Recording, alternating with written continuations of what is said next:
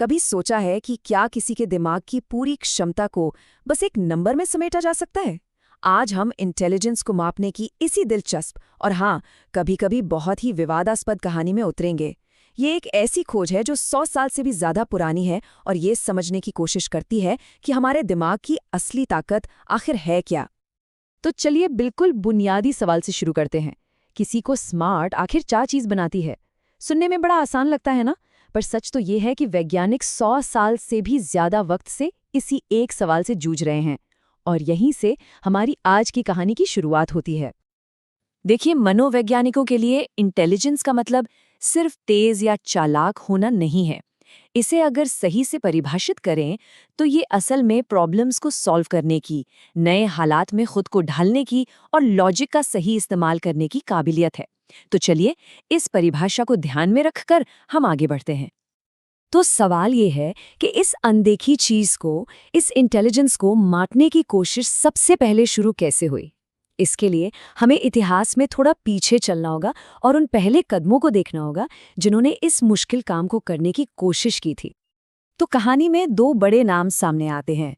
एक तरफ थे फ्रांसिस गैल्टन, जिनका मानना था कि इंटेलिजेंस तो बायोलॉजिकल है, हमारे जीन्स में होती है, और वो इसे रिएक्शन टाइम जैसी चीजों से नापते थे। लेकिन फिर 1905 में आए अल्फ्रेड बिने, जिन्होंने पूरा नजरिया ही बदल दिया। उनका मकसद साइंटिफिक स्टडी से ज्यादा प्रैक्टिकल था। वो उन बच्चों की मदद करना चाहते थे जिन्हें स्कूल में दिक्कत आ रही थी। इसलिए उन्होंने इंटेलिजेंस को मेमोरी और रीजनिंग जैसी दिमागी गतिविधियों से जोड़ के देखा। और यहीं पर बिने का सबसे क्रांतिकारी आइडिया सामने आता है।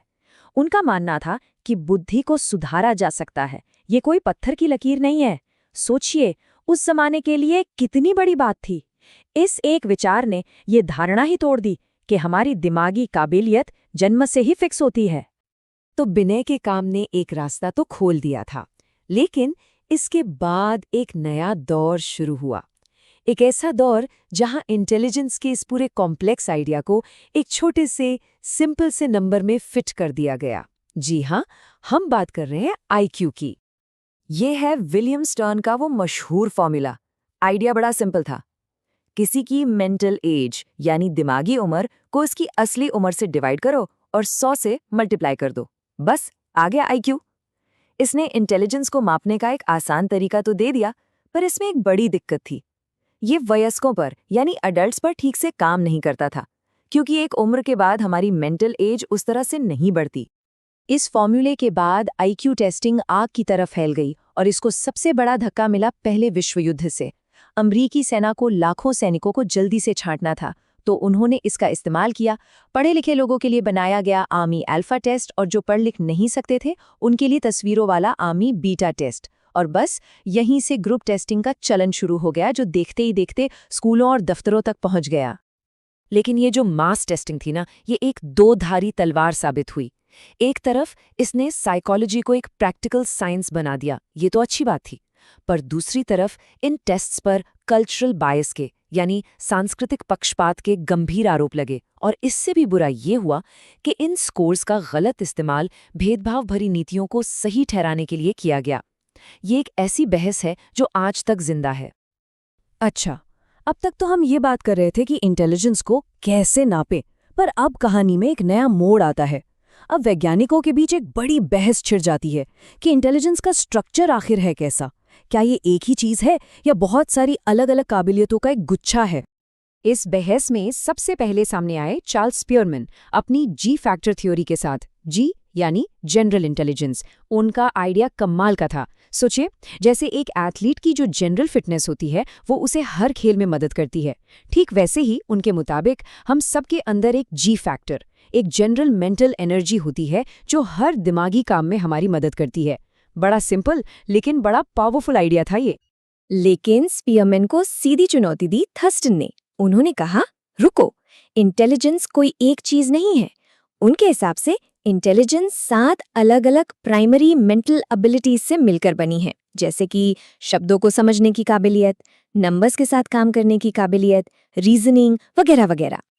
अब इस बहस को एक और नया एंगल दिया रेमॉन्ड कैटल ने। उन्होंने इंटेलिजेंस को 2 हिस्सों में बांटा। पहला, फ्लूइड इंटेलिजेंस। ये है हमारी रॉ रीजनिंग पावर, बिल्कुल नई प्रॉब्लम को सॉल्व करने की काबिलियत, जैसे कोई पजल सॉल्व करना, ये युवावस्था में अपने पीक पर होती है। और दूसरा क्रिस्टलाइज्ड इंटेलिजेंस, ये है हमारा जमा किया हुआ ज्ञान, हमारे फैक्ट्स, हमारा एक्सपीरियंस, और ये उम्र के साथ बढ़ता जाता है। इससे हमें समझ आया कि हमारी इंटेलिजेंस पूरी जिंदगी बदलती रहती है।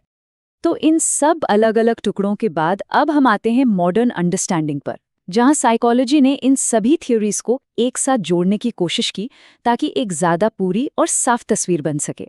और इन सब को जोड़कर जो मॉडल आज सबसे ज्यादा माना जाता है वो है ये हायरार्किकल मॉडल। इसे एक पिरामिड की तरह समझिए। बिल्कुल टॉप पर है स्पीयरमैन का जी फैक्टर, उसके नीचे आते हैं ब्रॉड एबिलिटीज जैसे भाषा का ज्ञान, और सबसे नीचे आते हैं बिल्कुल स्पेसिफिक स्किल्स जैसे किसी की वोकैबुलरी। तो इस मॉडल ने जी फैक्टर और मल्टीपल एबिलिटीज दोनों को एक ही फ्रेम में फिट कर दिया। पर कहानी यहाँ खत्म नहीं हुई। हॉवर्ड गार्डनर जैसे विचारकों ने इस दायरे को और भी बड़ा किया। उन्होंने कहा कि म्यूजिकल या फिजिकल स्किल्स ये भी तो इंटेलिजेंस हैं जिन्हें आईक्यू टेस्ट नहीं नापते। वैसे ही रॉबर्ट स्टर्नबर्ग ने क्रिएटिव और प्रैक्टिकल इंटेलिजेंस को भी इसमें जोड़ा, मतलब नए आइडियाज लाने की काबिलियत और रोजमर्रा की जिंदगी की प्रॉब्लम सॉल्व करने की काबिलियत। और इस पूरी चर्चा को समझने के लिए ये कॉन्सेप्ट समझना बहुत बहुत जरूरी है। देखिए, इंटेलिजेंस ए हमारा बायोलॉजिकल पोटेंशियल है जो हमें जन्म से मिलता है, जिसे हम सीधे सीधे नाप नहीं सकते। फिर आती है इंटेलिजेंस बी, जो हम अपने एक्सपीरियंस से डेवलप करते हैं, इसे भी डायरेक्टली नापना मुश्किल है।